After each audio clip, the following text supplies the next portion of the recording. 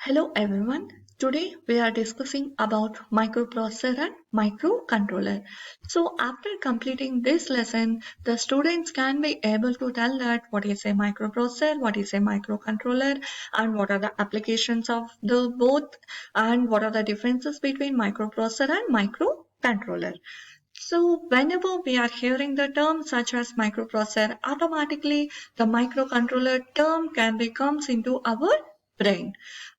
First of all, these two microprocessor and microcontrollers are designed for the real-time applications, and they have some common features, and at the same time they have the differences. And both the controllers and the processors will become in the form of integrated circuits. So shortly we can tell that in the form of ICs. But by seeing the ICs, we can differentiate that whether it is a microprocessor and microcontroller. And these ICs are available from 6 pins to 80 to 100 pins. So whereas the pins are used to connect the external components. So first, initially we'll see that what is a microprocessor. So already I tell that microprocessor is nothing but it is an IC. So microprocessor is an IC which has the CPU inside.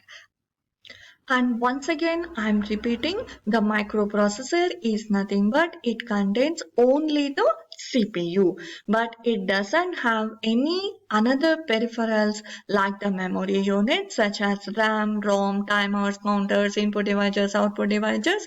So only it contains CPU. And already in the previous semesters, you know that what is CPU? CPU is nothing but a central processing unit. So it is the unit which is responsible for processing. So the term processing refers to that calculations or the operations. So CPU is nothing but it is a unit which performs the calculations or which executes the program or which performs some operations. So we can tell that microprocessor is nothing but it is a CPU mainly intended for calculations.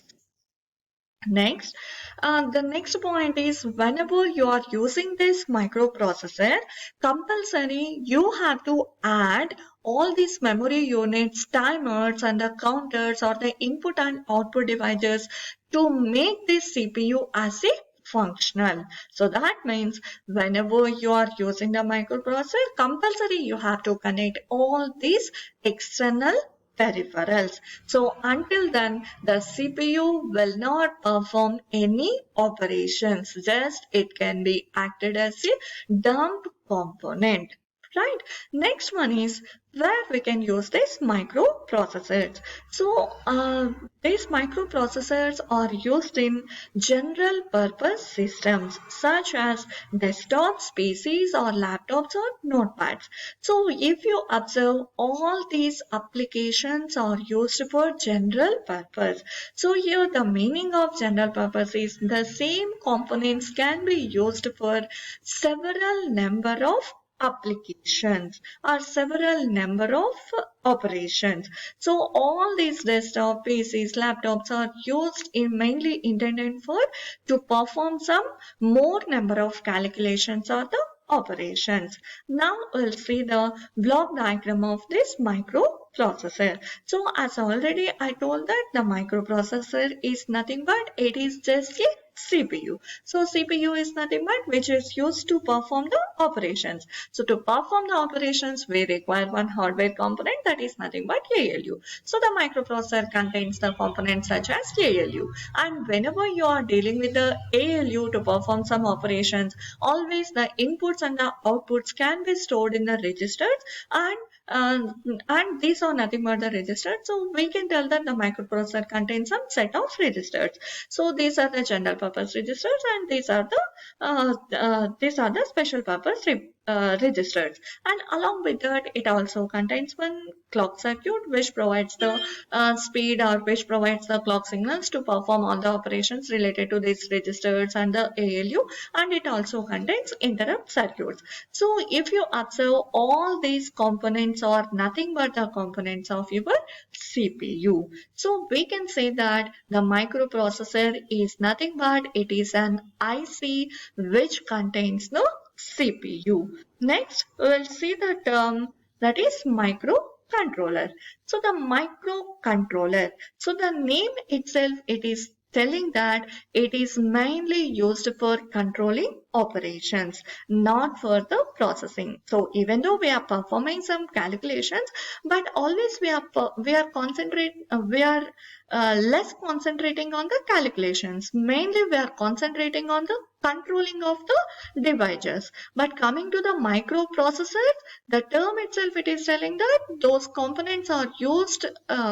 uh, those components are used mainly for the calculations. But here the microcontrollers are mainly used for controlling the components. So if coming to this microcontroller, it has a CPU, but in addition to this CPU, it contains some amount of RAM, ROM, and other facilities where we can connect the input and output devices. And remember that all these components will be comes in a single IC, that is single integrated chip, and that integrated chip we can refer it as microcontroller.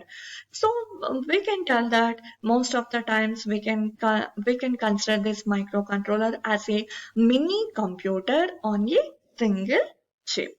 And coming to the application side, these microcontrollers are mainly used for the embedded systems. So whereas the embedded systems are used for specific purpose or specific applications like our washing machines, microwave ovens, refrigerators, all those components can use this microcontroller.